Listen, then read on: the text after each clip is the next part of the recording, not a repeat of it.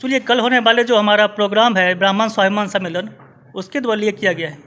हम लोग पूरे बिहार से हर एक ज़िला से ब्राह्मणों को यहाँ पे बुलाने का काम कर रहे हैं, जो ब्राह्मण को एकजुटता के लिए काम करेंगे। ब्राह्मण का जो हित है, उनके हित के लिए जो मुद्दा है वो उठाने के लिए हमारा संगठन चलता है और लगातार 17 वर्षों से संगठन काम कर रही है ब्राह्मणों के हित के लिए।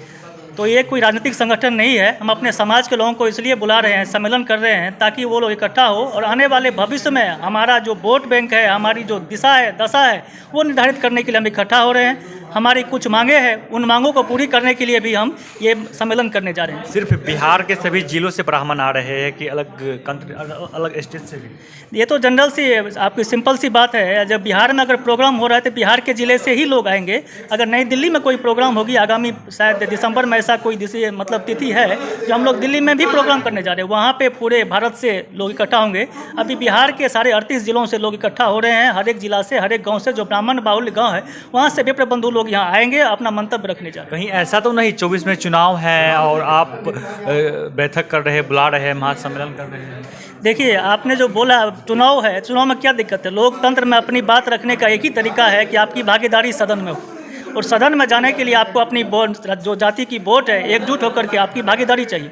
बिहार में करीब 60 सीटें ऐसी है जो ब्राह्मण बाहुल है, उस पर ब्राह्मणों को प्रतिनिधित्व नहीं मिल रहा है।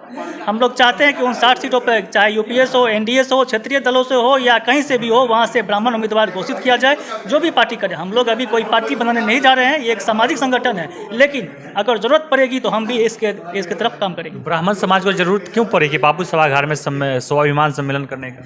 देखिए, सम्मेलन का नाम ही है स्वाभिमान सम्मेलन। ब्राह्मणों के स्वाभिमान से लगातार खिलवाड़ होते आप देख रहे हैं। कुछ दिन पहले देखे होंगे, जो कोई एक बिहार सरकार के मंत्री बोलते हैं कि ब्राह्मण लोभी होता है, दूसरा एक बोलते हैं जो ब्राह्मण भिखमंगा होता है, कोई बोलते हैं कि ब्राह्मण मनुवादी है, कोई बोलते हैं ब्राह्मणों ने देश में जातिवाद फैलाया है। अगर ब्राह्मण जातिवाद फैलाते तो चंद्रगुप्त मौर्य को कौटिल्य सिंहासन पे नहीं बैठाते।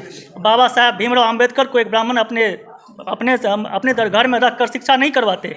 ब्राह्मण का भी जातिवाद नहीं है और ना ही रहेगा। हमेशा देश को आगे बढ़ाने के लिए ब्राह्मणों ने योगदान दिया है। चाहे वो मतलब आप देखेंगे इधर शिवाजी हो या साहू जी हो, ये इन सब के जो आगे उनकी जो कहानी है, एक ब्राह्मण ने ही लिखी है, और ब्राह्मण हमेशा देश को आगे बढ़ाने का काम किया है। सभी जाति समुदाय धर्म को लेकर साथ चलने का काम किया है। अलग उद्देश्य क्या है इस कार्यक्रम का? उद्देश्य यही है कि ब्राह्मण संगठित हो, देखे जो हमारे लिए कौन पार्टी या कौन व्यक्ति हमारे हित के लिए, हमारे समाज के लिए मुद्दा उठाने का काम करते हैं। जो हमारे लिए काम करेंगे, हम उनके लिए काम करेंगे। ब्राह्मण का भी कई संगठन है, अलग अलग संगठन है, उनको एक प्लेटफॉर्म पे कैसे लाएंगे? देखिए, जो संगठन है ये उनका काम है। हमने सारे संगठन को आमंत्रण भेज दिया है कि आप भी आइए, अपना संगठन का बैनर लगाइए और साथ में मिलकर काम करें।